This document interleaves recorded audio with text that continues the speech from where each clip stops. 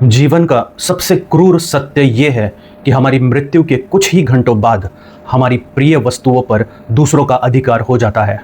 हम अपनी पूरी ऊर्जा उन संपत्तियों को जोड़ने में लगा देते हैं जो अंततः हमारे अस्तित्व के साथ ही बेमानी हो जाती है। लोग अक्सर विरासत की बात करते हैं, पर सच ये है कि 2 पीढ़ियों के बाद कोई हमारा नाम तक याद नहीं रखता। हम अपनी पूरी पहचान उन चीज़ों से जोड़ लेते हैं जो असल में मिट्टी के समान नश्वर होती है।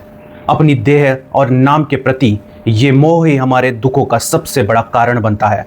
जिस दिन हम इस शून्यता को स्वीकार कर लेते हैं, उस दिन से दिखावे की ज़रूरत खत्म हो जाती है। ये विचार हमें डराता है, इसलिए हम इसे अपने मन के किसी कोने में दबा कर रखते हैं। अधिकतर लोग ये मानने को तैयार नहीं होते कि उनके दुख का कारण उनके अपने विचार और मान्यताएं हैं। हम दुनिया को वैसा नहीं देखते जैसी वो है, बल्कि वैसा देखते हैं जैसे हम खुद अंदर से हैं। हमारी पूरी जिंदगी केवल हमारे मस्तिष्क द्वारा बुना गया एक जटिल जाल मात्र बनकर रह जाती है। हम दूसरों के व्यवहार को नियंत्रित करने की कोशिश में अपनी मानसिक शांति की बलि चढ़ा देते हैं। वास्तविकता यह है कि हम अपनी धारणाओं के कैदी हैं और हमें अपनी बेड़ियों से ही प्रेम हो गया है। बिना किसी कारण के उदास होना असल में आत्मा की पुकार है, जिसे हम मनोरंजन से दबा देते हैं। एकांत में अपने कड़वे सच का सामना करना किसी भी युद्ध को जीतने से बहुत ज़्यादा कठिन है। समाज में जिसे हम प्रेम कहते हैं, वो अक्सर केवल एक सूक्ष्म मानसिक समझौता या ज़रूरत का सौदा होता है। हम दूसरों को इसलिए चाहते हैं क्योंकि वो हमारी असुरक्षाओं को कम करने का काम करते हैं। जब कोई हमारी इच्छाओं के विरुद्ध जाता है, तो हमारा वो प्रेम तुरंत क्रोध या घृणा में बदल जाता है। निस्वार्थ होना एक ऐसा शब्द है जिसका पालन करना लगभग असंभव सा प्रतीत होता है। हम अपनी छाया से भागते हैं और सोचते हैं कि बाहरी उजाला हमें सुकून दे देगा।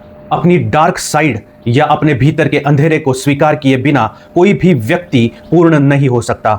जिसे हम बुराई कहते हैं, वो अक्सर हमारे अनसुलझे मानसिक द्वंद्वों का एक बाहरी प्रतिबिंब मात्र होता है। प्रगति का अर्थ केवल आगे बढ़ना नहीं है, बल्कि कभी कभी अपनी जगह पर ठहर कर पीछे मुड़कर देखना भी है।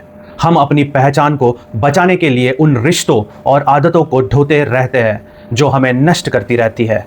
स्वयं को खोकर कुछ भी पा लेना असल में दुनिया की सबसे बड़ी हार मानी जाती है। हम अपनी पहचान को बचाने के लिए उन रिश्तों और आदतों को ढोते रहते हैं जो हमें नष्ट कर रही है। स्वयं को खोकर कुछ भी पा लेना असल में दुनिया की सबसे बड़ी हार मानी जानी चाहिए। मौन में जो शब्द सुनाई देते हैं, वो किसी भी किताब या चर्चा से बहुत अधिक गहरे होते हैं। हम अपनी पूरी उम्र दूसरों के द्वारा लिखे गए पटकथा के अनुसार अभिनय करने में व्यतीत कर देते हैं। इस नाटक का अंत तब होता है जब हमें बोध होता है कि हम ही दर्शक और हम ही अभिनेता हैं। निर्भय होकर अपनी शून्यता में उतरना ही जीवन का अंतिम और सबसे बड़ा सत्य कहलाता है। इन सब उलझनों का एकमात्र समाधान जागरूक साक्षी बनकर वर्तमान में पूरी तरह ठहर जाना है। हमें बाहरी दुनिया को बदलने के बजाय अपने आंतरिक दृष्टिकोण को बदलने पर अपना ध्यान केंद्रित करना होगा। जब हम अपनी इच्छाओं और अहम का त्याग करते हैं, तब असली शांति का अनुभव होता है। हर अनुभव को बिना किसी निर्णय के स्वीकार करना मुक्ति का सबसे सरल मार्ग है। अपनी ऊर्जा को व्यर्थ की दौड़ से हटाकर आत्मिक विकास में लगाना सार्थक जीवन की कुंजी है।